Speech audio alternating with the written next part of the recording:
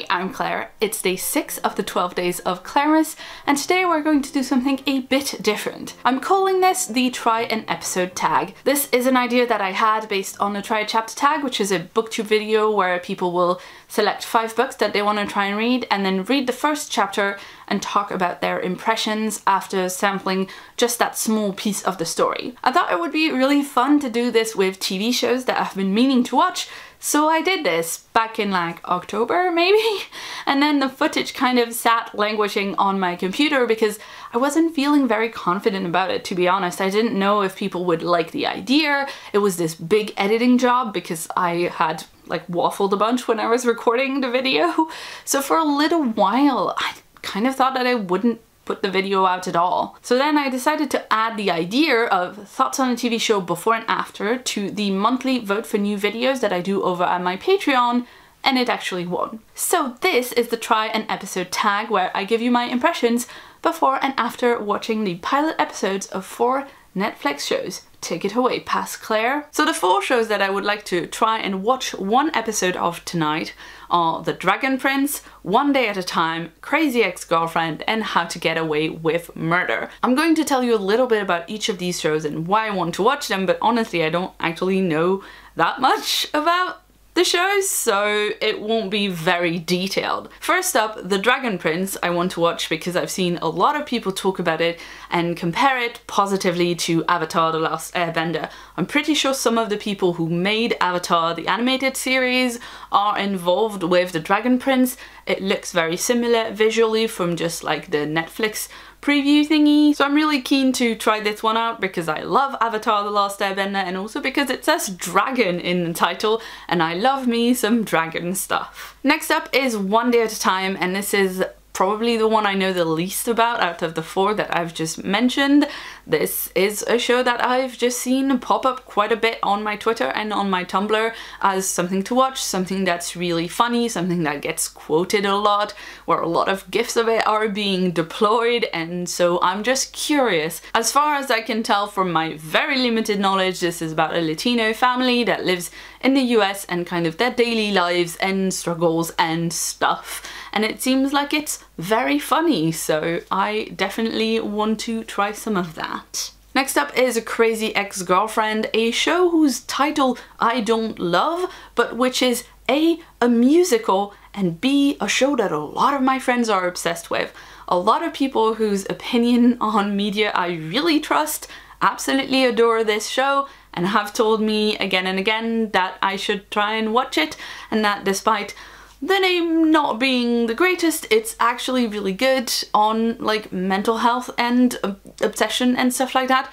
It's about this woman who like moves across the US or across the world to move in near her ex-boyfriend for reasons. I don't really know all that much about it except that enough people whose opinions I trust like it that I want to give it a go, and also I'm told the songs are really great, so that's definitely going to be a bonus for me. And finally, How to Get Away with Murder is a show about murder in which Viola Davis plays a law professor who either solves murders and crimes or commits murders and crimes.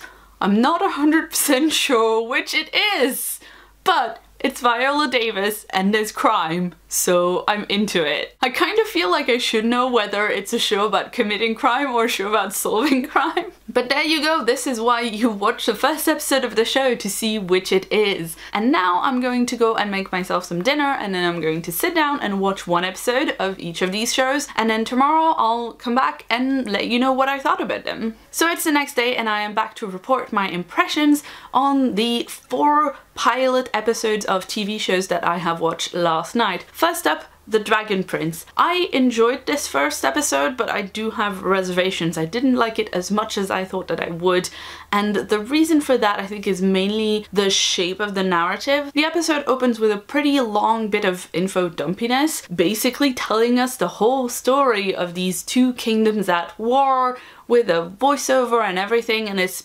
basically the textbook case for telling us a thing instead of showing us that thing. I think it makes sense that they wanted to give us the backstory of the show before starting the episode. Part of the backstory is that there's this great war between the human kingdom and then the realm of the elves and the dragons. Very recently, before the start of the series, humans murdered the king of the dragons and destroyed his egg, the dragon prince. That's important information for the beginning of the show. It makes you get into the show thinking maybe the humans aren't like the greatest in this, and also it gives you more sympathy for the elven characters in the first episode who are assassins come to kill the king. I understand why they structured it that way and why they had that prologue in there. I just think it would have been a little bit more interesting if instead of this like really straightforward bit of info dump telling you who's the goodies and who's the baddies, we the viewers were able to figure that out by ourselves during the episode. Oh, Tabby! Aside from that though, I did enjoy it. I like the animation style, I like all the characters that have been introduced, some of the magic that we've seen. The critters are really great. There's a little like chameleon buddy that one of the kids has that keeps like changing colors and becoming red when he's angry, which is quite cute. I think I can see where they're going with the team up of main characters that they're going to give us, and I like that idea, so we'll have to see if it actually goes that way. I definitely want to watch more of the Dragon Prince though, because I want to see how things set up in the first episode end up shaking out. Next up, I watched the first episode of One Day at a Time, which I thought was fine. I don't know that I'm going to keep watching that one because honestly, the episode was okay. I could see how the character dynamics that were being set up were interesting, and if I was going to watch more, I'd probably really get into the characters and really like them. No one was, you know, unlikable or anything like that. However, there wasn't anything that made me go like, I need to watch the next episode. And I guess that's part of the format of the show. It's a sitcom. You have to be able to watch each episode separately. Issues that are brought up in one episode tend to get resolved by the end of the episode. I'm sure there'll be longer arcs if I were to keep watching it, but for now I didn't really have anything that like made me absolutely want to tune into the next episode. And given that, spoiler alert, I'm way more into the other three things that I watched. I think this one probably isn't going to end up getting watched, not because it's bad, but because I'm more excited about other things. The other thing is that this is a sitcom with a laugh track. I haven't watched one of those for the longest time, and that felt really, really, really weird when I was watching it. Next up, I watched the pilot of Crazy Ex-Girlfriend, and pretty much as I thought, the cringe factor on this is super high. Honestly, if I didn't know so many people that love this show, I'd probably write it off right now, because what happens in the first episode is basically like the premise of the show. Rebecca is a really high-flying lawyer in New York City, but she's not happy. She has a chance meeting with this guy Josh she used to date 10 years ago at summer camp. And then she decides to move across the country to California because he mentioned that he was moving back to his hometown of West Covina, where it's like all chilled and relaxed. It's very much in her point of view, where she insists that she's moving there because he talked about it, but not because of him, because that would be crazy and she's not crazy. At the same time, she's doing a bunch of weird, creepy, stalkery stuff, trying to find Josh in town, asking people about him, going to places where she thinks he might be because she's seen it on his Facebook or whatever. And there is such a high contrast between the way that she seems to view these things, the way that her point of view comes across, like this is completely normal for her to do that, and the way that we, the viewer, see it. I feel like with this show and with this premise in particular, for me, it's going to live or die on the way that it frames the character and her actions, the way that the narrative portrays things for us. If the narrative was going to, you know, take all of her weird, creepy, stalkery actions and frame it in this adorable, romantic, isn't she so great with grand gestures for, you know, her endgame boyfriend kind of way, then I'd be very uncomfortable watching that. A lot of my friends watch this show. What they have told me is the show is really self-aware about these things, and actually the way that the show frames Rebecca as a character is really interesting, and the way that it deals with her mental health issues is really interesting. So I do want to watch a bit more to see what happens, because actually there are a lot of shows that I watched the first episode and I didn't really like it, and then when I watched more I ended up adoring it. Literally Parks and Rec has an entire season of being not that great at all before it becomes the best show ever. So I think it's fair enough to give Crazy Ex-Girlfriend a little bit of a longer look. Maybe this wasn't the best pick for like a try an episode tag, because I kind of figured that I might need to watch more than one, but at least now I have started. And finally I watched the first episode of How to Get Away with Murder, and I have to say I didn't think there would be one, but this is the clear winner for me. I absolutely loved that opening episode. It's not just Viola Davis who is in this show and amazing, but the whole cast is really, really great.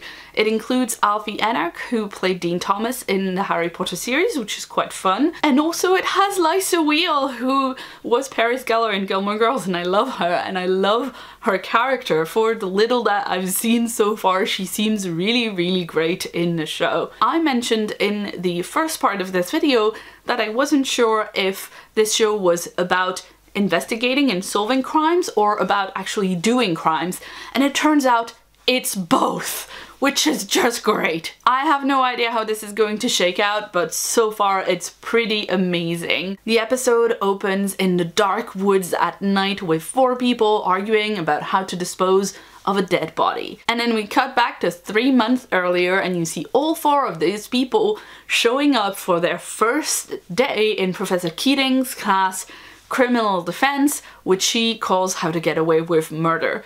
And she introduces this contest. The people that can most impress her in their handling of the case of the week will be hired to work for her firm and like do research and attend trials and stuff like that. They're not really trying to solve the case, but obviously they're trying to discover clues so they can try and get the person accused of murder off of the murder charge. And the other piece of plot that we get in this episode is the news of a girl who has disappeared on campus. She has been missing for a little while. Her body is found in the first episode, and I can only assume this is going to be an ongoing thing for the entire season, investigating what happened to her. I'm assuming it's going to be tied up with the students disposing of the body in the woods, because that seems like it would make sense. Like there's this 3-month thing and it'll happen over the course of the series. I have no idea and I want to find out so bad. The willpower it took me last night to not actually just go through and watch like 4 more episodes of How to Get Away with Murder, even though it was gone 1 AM by the time I finished watching it. I was pretty proud of myself. Anyways, as you can probably tell, I'm already really, really obsessed with this show. Of course, I want to know what happens, but I also really love the moral ambiguity that all the characters seem to have. Like, all of them have qualities to recommend them. They're all really competent, really brilliant people at what they do. But at the same time, like, some of them are off in the woods disposing of bodies and stuff, and then you have people cheating on their spouses and people acquiring evidence in unpleasant ways.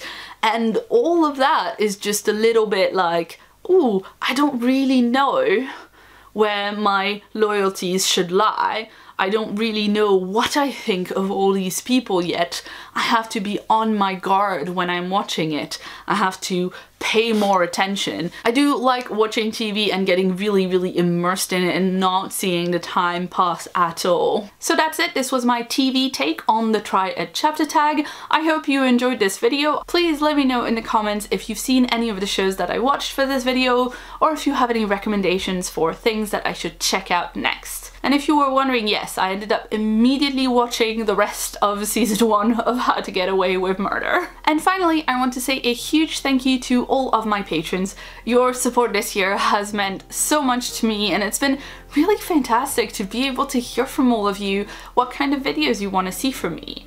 I'm just really excited to keep making new things for you in 2019. If you'd like to see more from me, you can check out a previous video on screen right now. And if you haven't yet, please hit the subscribe button that's on my face for a new video from me every week. I've been Claire, thanks so much for watching, and see you soon.